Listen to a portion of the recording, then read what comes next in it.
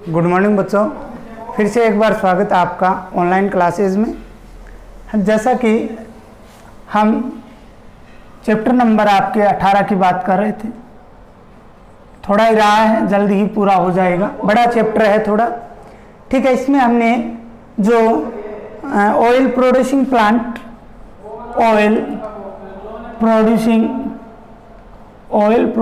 Plant और जो दूसरा स्पीसीज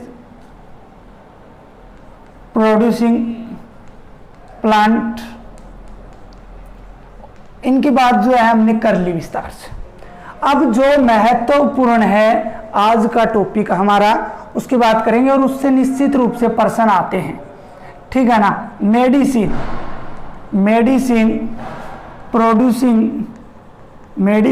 प्रोड्यूसिंग प्लांट अर्थात औषधि उत्पादक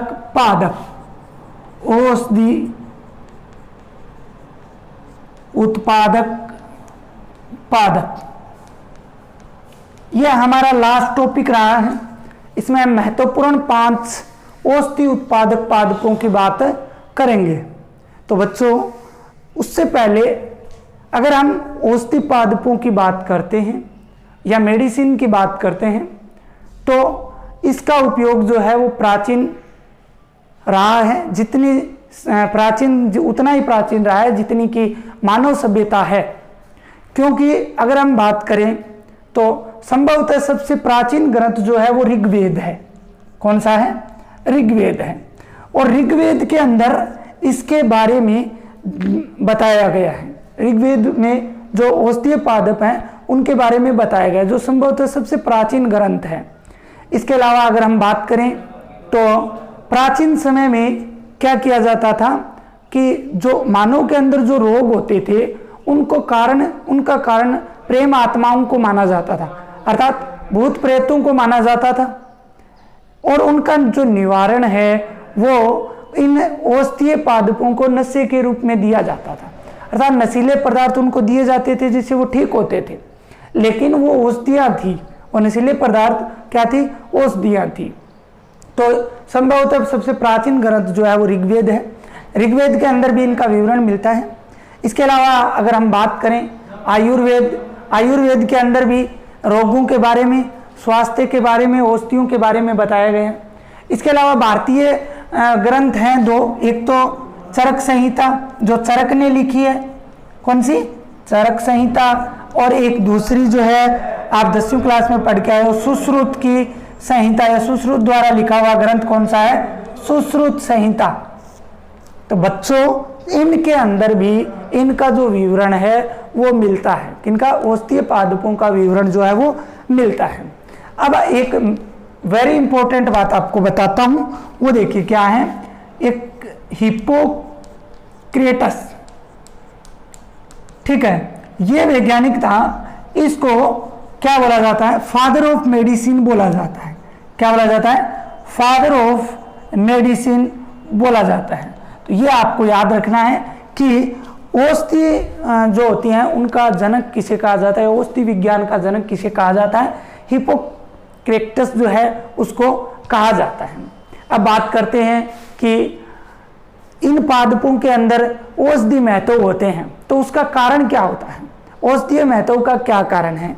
तो बच्चों देखो, औषधीय महत्व की अगर हम बात करते हैं तो इन पादपों के अंदर रासायनिक पदार्थ पाए जाते हैं।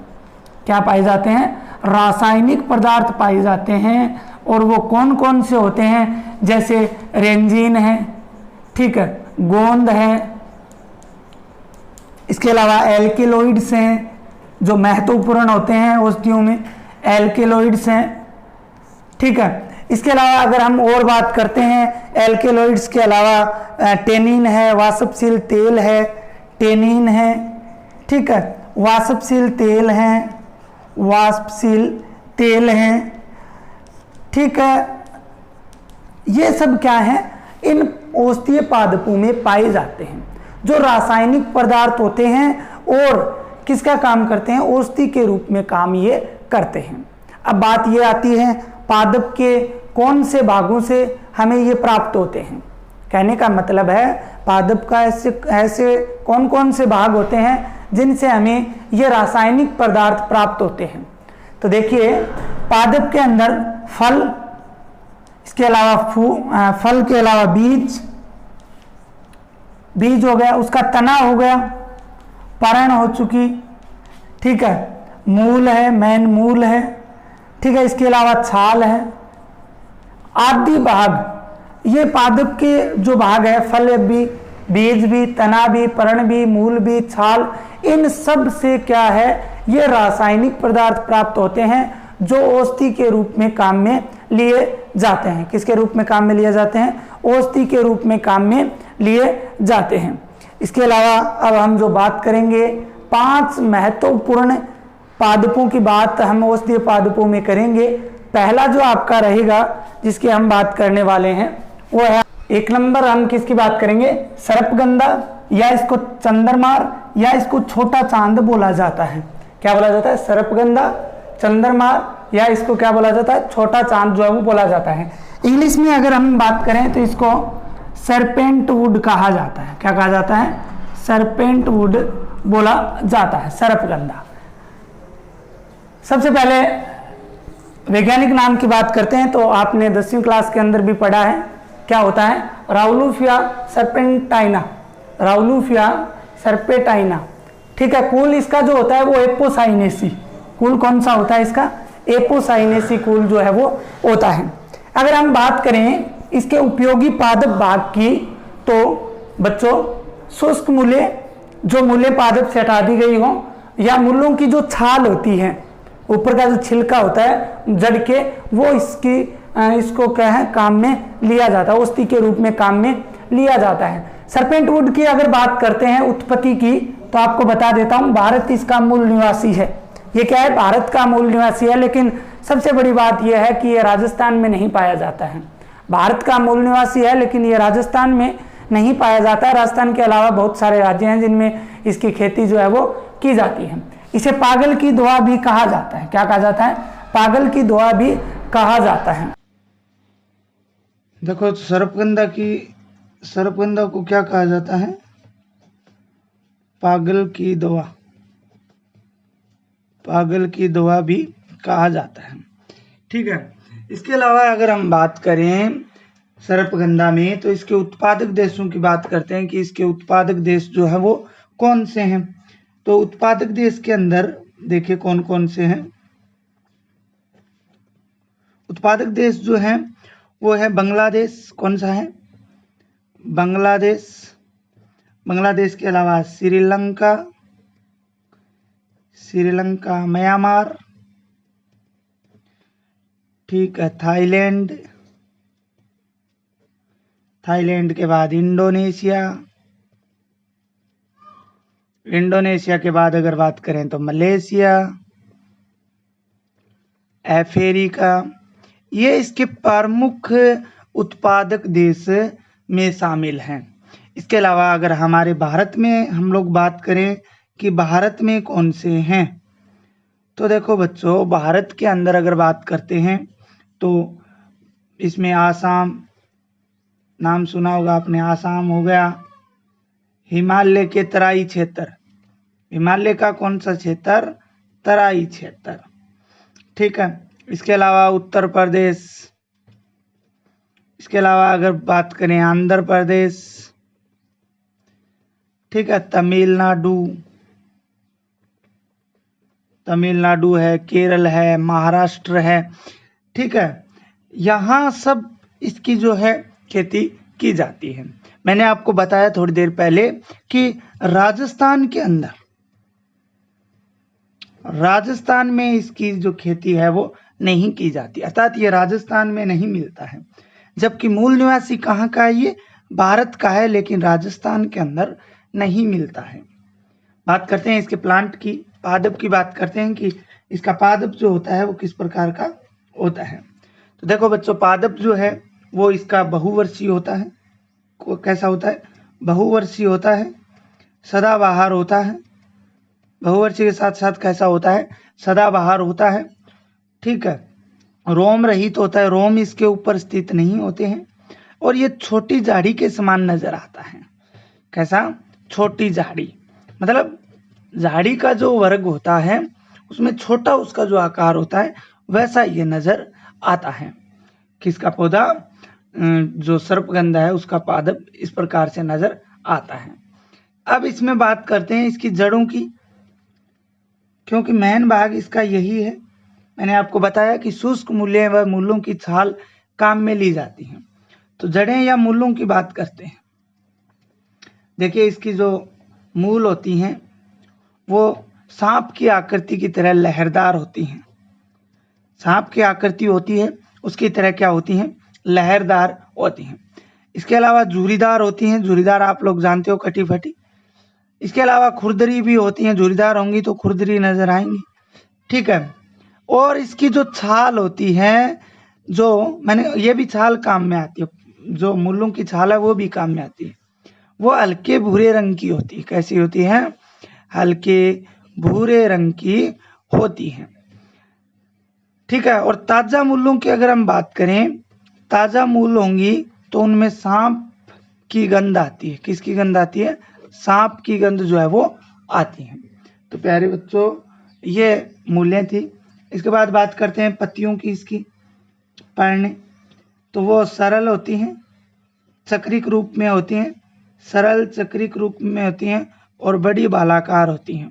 अब बालाकार बच्चों हमने 20 प्रकार पढ़े थे कक्षा 11 में पत्तियों की। बालाकार है, अर्ध्याकार है, ठीक है, प्रतिबालाकार है, सुईकार है, बहुत सारी हमने पढ़ी थी। 20 प्रकार की विभिन्न आकृतियों की पत्तियों के बारे में हमने जाना था, ठीक है। तो उनमें से एक प्रकार कौन सा है? बालाकार। तो ये बड़ी बालाकार जैसी होती है। इसके पुष्प क्रम की अगर बात करें, पुष्प किस प्रकार से लगे होते हैं, तो पुष्प इसके सस्सीमाक्षी होते हैं। ये भी आप लोग जानते हो, बताने की आवश्यकता नहीं है। इसके अलावा पुष्प इसके जो होते हैं छोटे होते हैं, सफेद या हल्के गुलाबी रंग के होते हैं। या क्या होते हैं? हल्के गुलाबी रंग के होते हैं। कैसे होते हैं? हल्के गुलाबी रंग के होते हैं। तथा इसके फल की अगर हम बात करें तो वो एक बीजीय होता है और कैप्सूल होते हैं। फल का प्रकार कौन सा होता है? एक बीजीय होते हैं और कैप्सूल होता है। एक बीजीय होते हैं और क्या होते हैं? कैप्सूल होते हैं। इसके अलावा औषधि पादप की लहरदार कंदिल मूल्य है वह इसकी छालों से प्राप्त की जाती है। औषधि का जो मेन पार्ट होता है वो मैं पहले भी बता चुका हूँ। और जो लहरदार मूल्य हैं और हल्के भूरे रंग की जो छाल है उससे क्या प्राप्त की जाती है?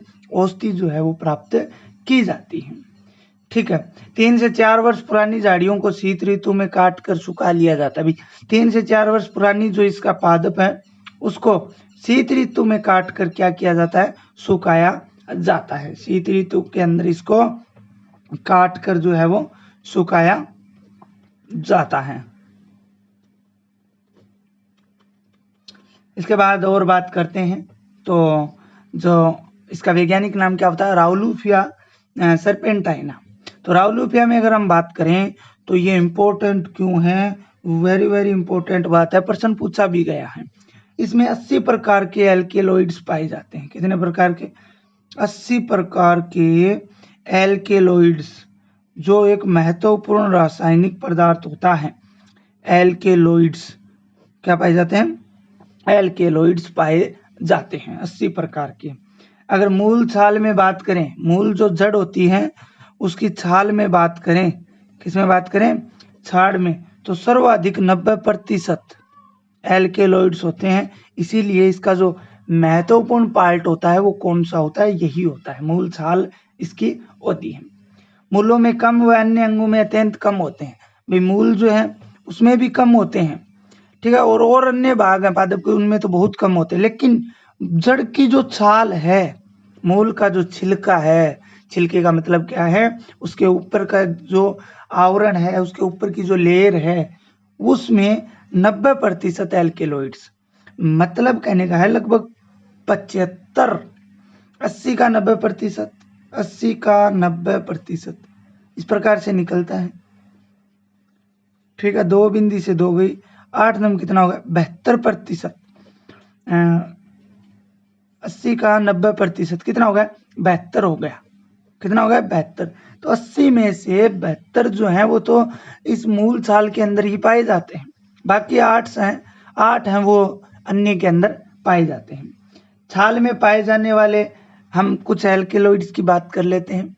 वो एल्केलॉइड्स कौन कौन से हैं, कई बार पूछ लेते हैं कि राउलिफिया सर्पेंटाइना के अंदर पाए जाने वाले उसकी मूल छाल में पाए जाने वाले कोई 4 एल्केलॉइड्स के नाम बताइए, तो आपको नाम लिखने होते हैं। जैसे सबसे महत्वपूर्ण जो होता है वो होता है रिस्प्रिन। कौन सा होता है? रिसर्पिन। कौन सा होता है? रिसर्पिन। ये सबसे महत्वपूर्ण है। इसके अलावा अगर हम बात करें तो एक है रिसर्पिनिन, दूसरा रिसर्पनिन, तीसरे सर्पेंटाइन, चौथा है अजामेलिन और पांचवा है अजामेलिनिन। ये लिन था, ये लिनिन है, ठीक है। और राउलिफनिन ये क्या है? महत्वपूर्ण जो मूल छाल के अंदर पाए जाने वाले कुछ एल्केलॉइड्स होते हैं। अब बात कर लेते हैं सर्पेंटाइन की, किसके उपयोग की बात कर लेते हैं। किसकी बात कर लेते हैं? उपयोग की बात कर लेते हैं। तो देखो बच्चों, उपयोग की जब बात करते हैं तो उपयोग क्या होते हैं। पहला उपयोग, इसे मैंने आपको कहा कि क्या है? पागल की दवा कहा जाता है। पागल की दवा कहा जाता है। तो बच्चों, तीव्र पागलपन जिस व्यक्ति के अंदर होगा, क्या होगा? तीव्र पागलपन होगा, उसमें ये प्रभावी होती है, ठीक है। इसके अलावा अगर हम बात करें तो मानसिक रोगों, कौन से रोग? मानसिक रोग हैं, एनिंद्रा है, मिर्गी आदि जो है रिसर्पिन व उच्च रक्तचाप में सर्पेंटाइन का उपयोग किया जाता है। एल्केलॉइड जो है कौन कौन से हैं? मैंने आपको महत्वपूर्ण कौन सा बताया? रिसर्पिन बताया। तो अगर मानसिक रोगी है कोई, एनिंद्रा नींद नहीं आती है, तो आप अगर उसकी टेबलेट देखोगे तो उस पे आपको ये रिसर्पिन नाम मिलेगा। आप नींद वाली गोलियों पे देखोगे तो रिसर्पिन नाम मिलेगा आपको। इसके अलावा पागल की दवाइयों पर आप मानसिक रोग जो होते हैं उनकी अगर दवाई लाते हो तो उस पे आपको क्या लगेगा? लिखा हुआ मिलेगा रिसर्पिन। इसके अलावा अगर बात करें मिर्गी रोग के लिए जो डॉक्टर टेबलेट्स देते हैं उनके ऊपर भी रिसर्पिन, ठीक है, रिसर्पिन। इसके अलावा अगर हम बात करें बीपी क्या हो रही है? अगर हाई हो रही है तो उसके लिए कौन सा एल्केलॉइड? सर्पेंटाइन काम में लिया जाता है। 3 नंबर बात करें सांप के काटने पर, किसके काटने पे? सांप काटने पर, बिच्छू काटने पर व अन्य किसी कीड़े द्वारा अगर काटने पर, तो इसका जो ये जो है इसके एल्केलॉइड्स वो प्रतिविष के रूप में, अर्थात इनका जहर खत्म करने के लिए इसको काम में लिया जाता है। इसके अलावा बच्चों अगर हम बात करें तो सर्पगंधा गर्भाशय की मांसपेशियों में संकुचन पैदा भी करता है, जिससे प्रसव की क्रिया जो है वो सरल हो जाती है। प्रसव की क्रिया क्या है? सरल होती है। प्रसूता जो है वो आसानी से प्रसव की क्रिया कर सकती है। 5 नंबर अगर हम बात करें तो काढ़ा दस्त, पेचिश व आंतों के दर्द में भी लाभकारी। काढ़ा अगर दस्त लग रही है, पेचिश रोग है, ठीक है, आंतों का दर्द है तो उनमें भी है। इसके अलावा काढ़ा कर्मी हर भी है, ठीक है ना, एंटी इलेमेंटिक बोलते हैं इसे, ठीक है। वैसे ही एक वातर नाम आया था, किसी बच्चे ने पूछा भी था वातर क्या? तो हमारे शरीर में वात पित्त होते हैं, उनसे संबंधित जो रोग होते हैं उनको ठीक करने के लिए, ठीक है। इसके अलावा औषधियाँ बाजार में मिलती हैं इसकी, वो मैं आपको बता देता हूँ। कई औषधियाँ बाजार में मिलती हैं इस नाम से। कौन कौन सी हैं? एक तो है सर्पिना, इसके अलावा सर्पगंधा टेबलेट मिलती है, ठीक है। इसके अलावा घनवटी, इसके अलावा गुट्टिका, इसके अलावा सलिपिलस, ये नाम से सलिपिलस, गुट्टिका, घनवटी, सर्पगंधा टेबलेट, सर्पिना, इन नामों से बाजार में क्या है? टेबलेट्स जो है वो मिलती हैं। तो बच्चों आज के लिए इतना ही। लेकिन कल के वीडियो में, मेरे कहने का मतलब है कल वाले वीडियो में हम अफीम, इसके अलावा कुनीन, हींग जो है हल्दी की तो बात कर ली हमने, हमें 3 की बात करनी है जो हम इसको क्या कर लेंगे, चैप्टर को पूरा जो है वो कर लेंगे। तो कल अंतिम वीडियो चाहे 20 मिनट का हो 25 मिनट का हो, उसमें आपका ये चैप्टर जो है वो कंप्लीट हो जाएगा।